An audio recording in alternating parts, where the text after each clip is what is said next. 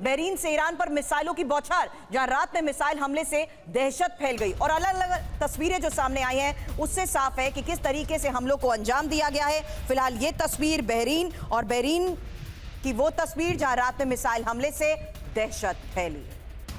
अब ईरान के बंदर अब्बास में यूएस के हमले को लेकर खबर है। इन हमलों के बाद बंदर अब्बास में धुएं का गुबार नजर आया।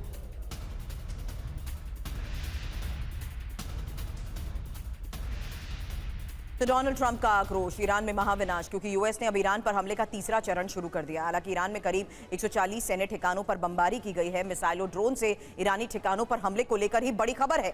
लेकिन इसी खबर के साथ साथ एक एक इंफॉर्मेशन अब आपके सामने रखते हैं, जहां लगातार हो रहे हमलों के बीच किस तरीके से 3 रात 300 टारगेट। हालांकि अगर अगली इंफॉर्मेशन आपके सामने रखने से पहले ये देखिए, यूएस ने ईरान पर हमले का तीसरा चरण शुरू कर दिया है और ये ईरान में करीब 140 सैन्य ठिकानों पर बमबारी को लेकर खबर है, जहां मिसाइल और ड्रोन से ईरानी ठिकानों पर हमले हुए हैं। लेकिन मिसाइल डिपो के साथ साथ ड्रोन फैक्ट्री और नौसैनिक ठिकाने जिस तरीके से टारगेट किए गए हैं, यही बड़ी खबर है। 3 रात 300 टारगेट। हमले क्यों हो रहे हैं? क्योंकि ईरान ने पहले कमर्शियल जहाजों पर हमले किए, हॉर्मुज में हमलों के बाद अमेरिकी पलटवार हुआ। अब कतर यूएई के टैंकर पर आईआरजीसी ने भी अटैक किया है। सोई सर, मेरा सवाल यही है कि क्या अब इसी स्ट्रेट ऑफ हार्मुज को देखते हुए क्या ट्रंप को और मजबूर करने की कोशिश ईरान कर रहा है और क्या वो इसमें कामयाब है? और सवाल यही है सर, अमेरिका जिस स्तर पर उसकी कोस्टल लाइन, उसके डिफेंस कोस्टल लाइन को क्रिपल करने की रणनीति अपना रहा है, यानी जहां से उसकी ताकत बनी हुई है, जहां से वो अटैक कर रहा है, उसको खत्म करने की कोशिश कर रहा है, तो वो किस एक्सटेंट तक आगे और बढ़ सकता है? क्योंकि स्ट्रेट ऑफ हार्मुज का कंट्रोल और स्ट्रेट ऑफ हार्मुज को देखते हुए बढ़ता तनाव ही, दबाव ही ट्रंप के फैसलों में नजर आएगा।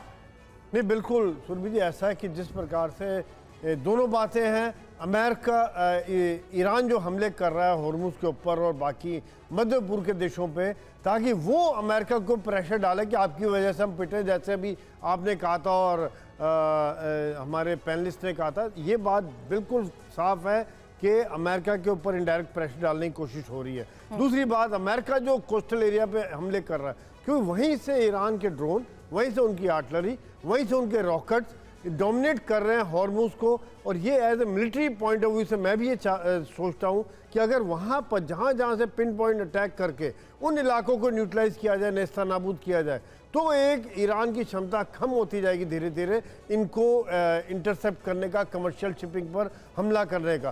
क्योंकि सबसे बड़ा जो चोक पॉइंट है वहाँ पे, जो हॉर्मुज के इलाके का, वहाँ पर अगर शिपिंग को रोकना आसान है, तो ये एक मेरे ख्याल से अमेरिका की मिलिट्री पॉइंट ऑफ व्यू से नीति ठीक है।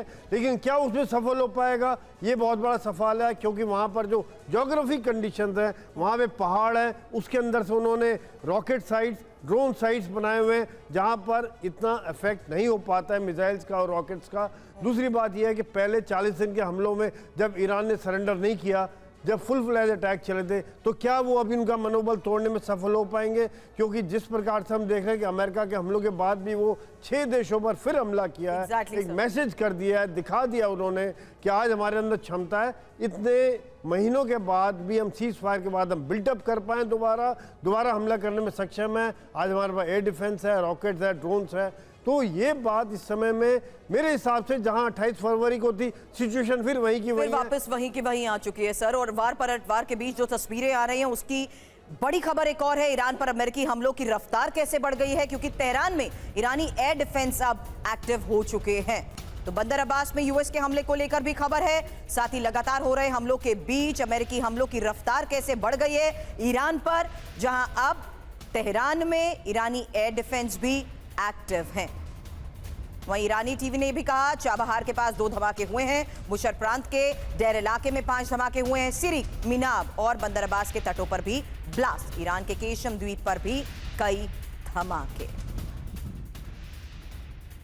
तो खबर पिछले 5 दिनों में ईरान पर हुए हमलों को लेकर है, जहां 5 दिनों में अमेरिका ने कब कब ईरान पर वार किया, किन ठिकानों को निशाना बनाया। इसी को लेकर बहल सर अगला सवाल आपसे करूंगी, क्योंकि स्ट्रैटेजिक इंपॉर्टेंस जिस तरीके से इन इलाकों की है, इसी बात का थोड़ी देर पहले आपने जिक्र भी किया है, जहां देखिए किस तरीके से ईरान की 140 से ज्यादा साइट्स को तबाह करने का अमेरिका दावा कर रहा है, जबकि आईआरजीसी भी पूरी तरीके से एक्शन में है। जवाब में मिसाइल हमले उसकी तरफ से भी जारी है। ये 12 जुलाई की खबर थी, जबकि 8 जुलाई जब दूसरे राउंड में 90 टारगेट को ध्वस्त करने का अमेरिकी दावा टावर, जबकि आईआरजीसी ने साइप्रस फ्लैग वाला शिप टारगेट किया है। साथ ही 8 जुलाई को ही अमेरिकी हमले, जहां दूसरे राउंड में 90 से ज्यादा टारगेट हुए, पहले राउंड में 80 ठिकाने तबाह हुए 7 जुलाई को, जबकि आईआरजीसी की तरफ से 3 कार्गो जहाजों पर ड्रोन हमले हो चुके हैं 7 जुलाई को। और जिस तरीके से हमले हो रहे हैं, बड़ी खबर यही है 5 दिन अब तक 170 से ज्यादा ठिकानों पर अमेरिकी बमबारी, जबकि बहरीन, कुवैत और जॉर्डन में भी स्ट्राइक ईरान की तरफ से की जा रही है।